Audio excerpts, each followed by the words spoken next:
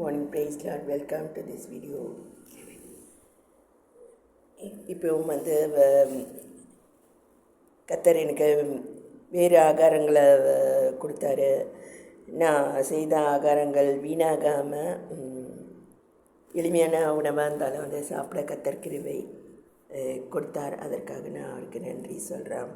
இது கோயம்புத்தூரில் ஒரு ரெண்டட் ஹவுஸ்லேருந்து நான் இந்த வீடியோ பண்ணிட்டே இருக்கேன்.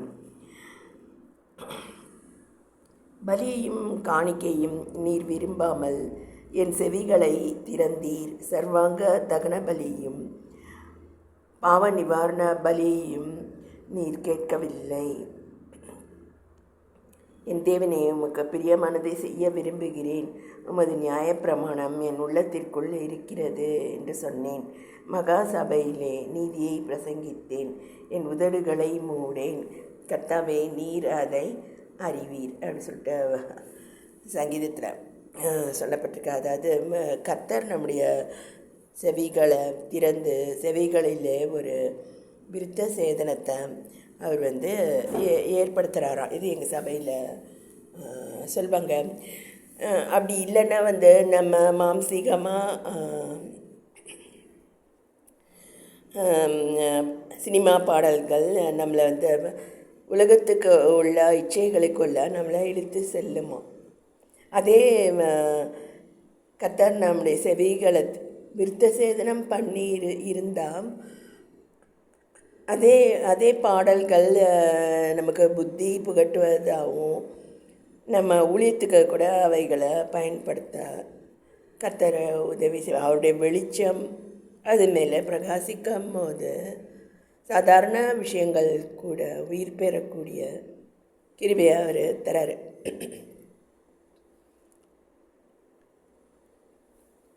அதான் காலையில் இருந்து நான் பிரேக்ஃபாஸ்ட்டை சாப்பிட்டேன். அதில் பாக்கி கொஞ்சம் உருளைக்கிழங்கு மசாலா சட்னி எல்லாம் இருந்தது.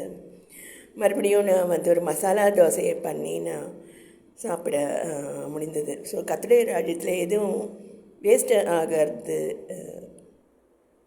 இல்லை.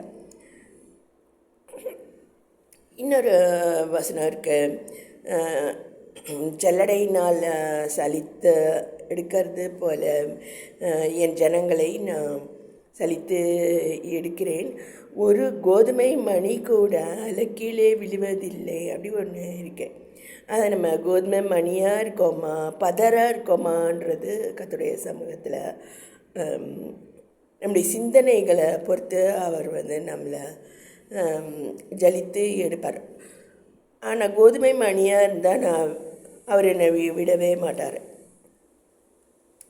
இல்லையா? அதுபோல் என்னுடைய மகள் தான் ஒரு பாடலை சொல்லிகிட்டே இருப்பாள். ஜல்லாடு அம்மா ஜல்லாடு ஜலிச்சு கொட்டுற ஜல்லாடுன்னு சொல்லிகிட்டே இருப்பாள். அதுபோல் அது வசனம் இருக்குங்கிறது எனக்கு அப்புறம் தான் நான் அதை கண்டுபிடிச்சேன். கோதுமை மணியானது செத்ததே ஆகில் அது தனித்து இருக்காது. அது பெரிய செடியாக மாறி அநேக கோதுமை மணிகளுக்கு அது தாயாக அது இருக்கும். அப்படி இல்லைன்னா அது தனித்து தான் இருக்கணும்.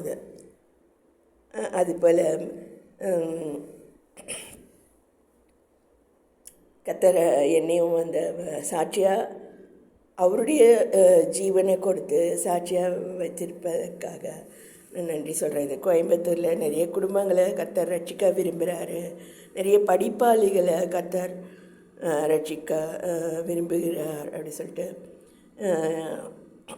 எனக்கு தீர்க்கதரிசனமாக சொல்லப்பட்டது. ரட்சிப்புன்னா ஏதோ அநாகரிகமான காரியம் அல்லது வெள்ளையை கட்டிட்டு லூஸ் மாதிரி தெரியறதுன்னு நினைக்கிறாங்க. அப்படி அல்ல.